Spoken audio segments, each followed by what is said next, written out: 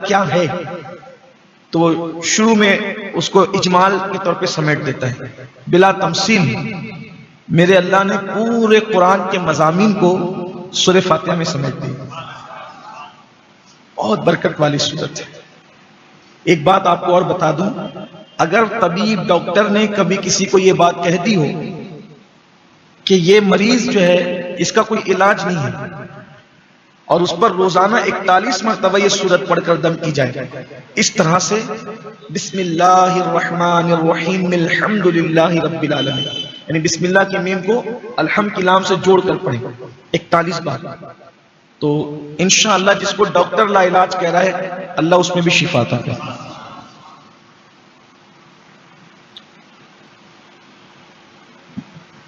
آغاز ہوتا ہے الحمدللہ رب العالمین، سب خوبیاں اللہ کو ہیں جو مالک سارے جہاں ہیں۔ اس سے ہمیں ایک درس مل رہا ہے کہ جب کوئی کام کرو تو بسم اللہ سے کرو، لیکن ساتھ میں الحمدللہ بھی، بسم اللہ والحمدللہ، یہ بھی سنت ہے۔ کسی بھی کام کا آغاز بسم اللہ کے ساتھ اللہ کی حمد سے، اس لیے کہ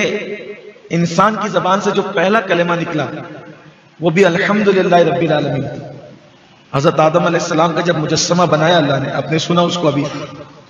پہلے پارے میں پوری داستان ہے، اس کی طرف میں نہیں جاؤں گا، پچھلے دروس جو آپ برسوں سے سنتے آ رہے ہیں اس میں شاید وہ پیش کر دیا گیا ہے، لیکن یہاں جب اللہ نے آدم علیہ السلام کا مجسمہ بنایا تو اللہ رب العزت نے آدم علیہ السلام کے جسم میں روح ڈالی، تو وہ روح جو ہے وہ پہلے ناک میں گئی، روح ناک میں گئی تو حضرت آدم علیہ السلام کو چھینک آئی۔ کبھی آپ غور کرنا، ناک میں کوئی چیز جاتی ہے تو چھینک آتی ہے۔ کوئی عام طور پہ کوئی بچوں کے ساتھ مستی کرتا ہے تو کوئی ہلکی سی لکڑی وغیرہ نرم سی اگر ناک میں ڈالے گا تو چھینک آئے گی، ہلکی سی مرچ کی بو وغیرہ بھی جائے تو چھینک آتی ہے، دھول بھی جائے تو چھینک آتی ہے۔ تو روح گئی آدم علیہ السلام کی ناک کے ذریعے سے، روح ناک کے ذریعے سے گئی تو آپ کو چھینک آئی، چھینک آئی تو آپ نے پہلا کلمہ جو اپنی زبان سے ادا کیا ہوگا الحمدللہ رب العالمین۔ اور جو بندہ الحمدللہ رب العالمین کہتا ہے گویا اس نے اللہ رب العزت کی تعریف کر دی، ہر اعتبار سے اللہ الحمدللہ رب العالمین، یعنی بسم اللہ کی میم کو الحمد کی لام سے جوڑ کر پڑھیں 41 بار، تو انشاءاللہ جس کو ڈاکٹر لا علاج کہہ رہا ہے اللہ اس میں بھی شفا عطا کرے۔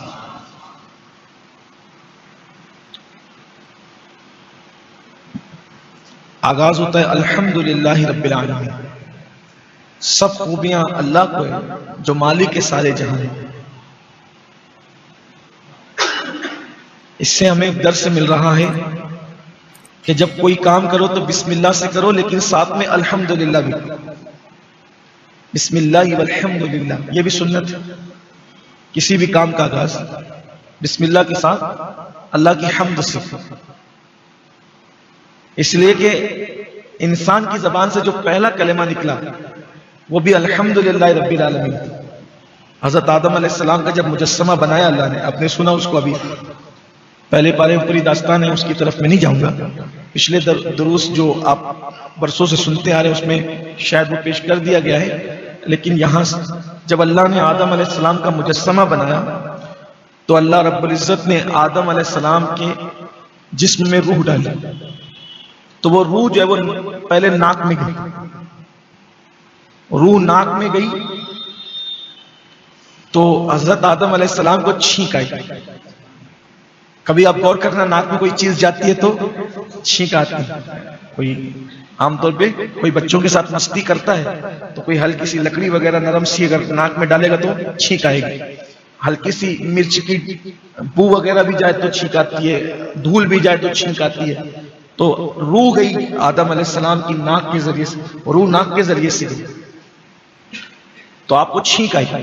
چھینک آئی تو آپ نے پہلا کلمہ جو اپنی زبان سے ادا کیا ہوگا الحمدللہ رب العالمین۔ اور جو بندہ الحمدللہ رب العالمین کہتا ہے گویا اس نے اللہ رب العزت کی تعریف کر دی، ہر اعتبار سے اللہ